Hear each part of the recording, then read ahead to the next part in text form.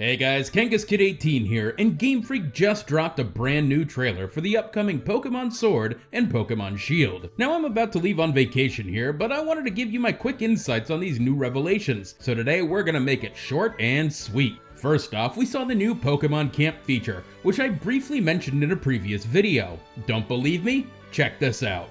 Too many new and improved animations, they claim, and most people think that this refers to battle animations, where obviously they're wrong. While most Pokemon do have an improved entrance animation, the idle and attack animations remain the same. However, what does look to be improved are the animations from the seemingly expanded Pokemon and Me feature, rumored to be called Pokemon Camping, where you'll be able to interact with your Pokemon in a more detailed way. See, nailed it. Anyway, you can play with your Pokemon, and like I mentioned before, this is clearly where the majority of the animation work went on these new games. Don't like Dexit? Blame it on Pokemon Camp.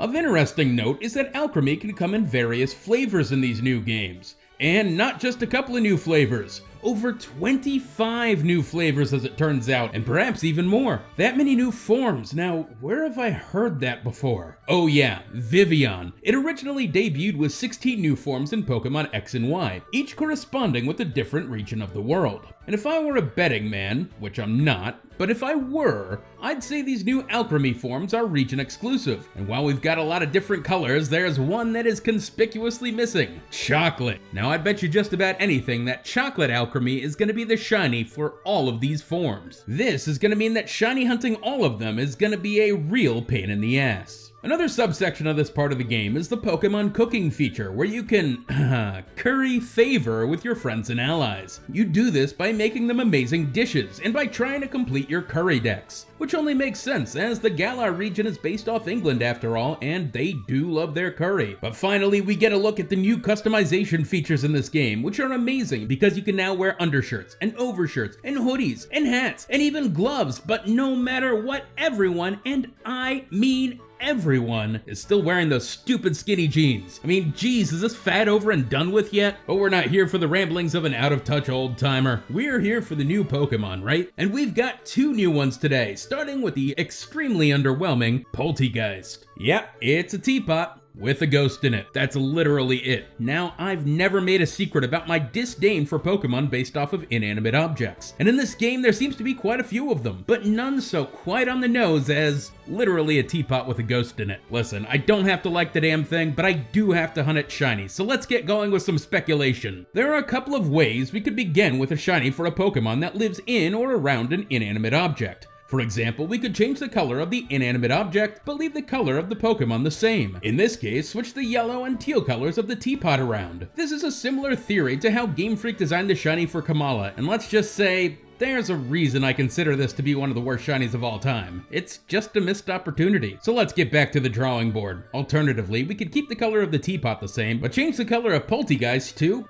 well, how about tea-colored? Yes, it only makes sense that the tea Pokemon should turn the color of tea with a little milk in it, because honestly, what could be more British? This shiny is similar to how Game Freak designed the shinies for Pokemon like Flabebe and Conkeldurr. Keep the color of the object the same, but change the colors of the living Pokemon. And compared to the previous example, I do think this is the lesser of two evils, but there is a far better option, and it's how Game Freak used to design shinies many years ago. Just change all the colors. Some of the colors get a bold change, like the green Polteageist or the purplish teapot, but some colors may only get a subtle change, like the golden yellow highlights turning into more of a lemon yellow instead. These little subtle accents offset the bold color changes in a really nice way, and it's kind of a shame that this theory of shiny coloration is something that's disappeared as of late. But in any case, let's move on, because up next we've got a Pokemon that I really love. It's Cramarant. Now, when it was first rumored that there was going to be this, quote, blue seagull Pokemon in the game, I read between the lines and predicted on my Discord that it was actually going to be a new Pokemon based on a cormorant. For you see, cormorants are a common type of water bird all around the world, but especially in Asia, where they're trained by fishermen to dive underwater, collect fish, and bring them back to their owner, for which they get a little treat. So when I heard that there's a bird Pokemon that dives down and comes back with a fish, I was certain that it'd be based off a cormorant, and boy was I right.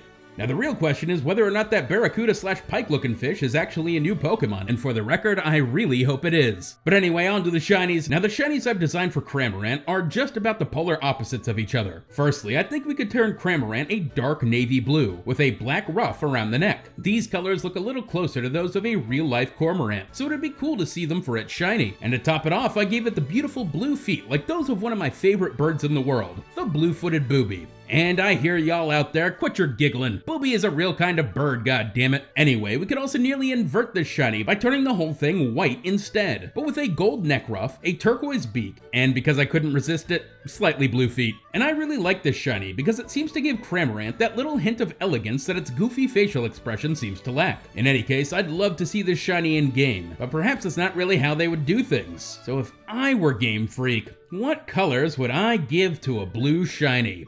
Yeah, there it is, folks. Just turn it a bright magenta and call it a day. Somehow, I would be totally unsurprised if this ended up being Cramarant's real shiny. So I don't have a lot to say today, folks, but I will mention for all the flack these games are getting, they do look graphically very nice, and it does seem like we'll get a whole new level of interaction with our Pokemon. I only wish that Game Freak had taken the time it needed to implement all Pokemon in an equal fashion. But for now, I'll take what I can get, and enjoy these new Pokemon games for what they are. Thanks for watching, guys, and as always, we're gonna see you on the next shiny.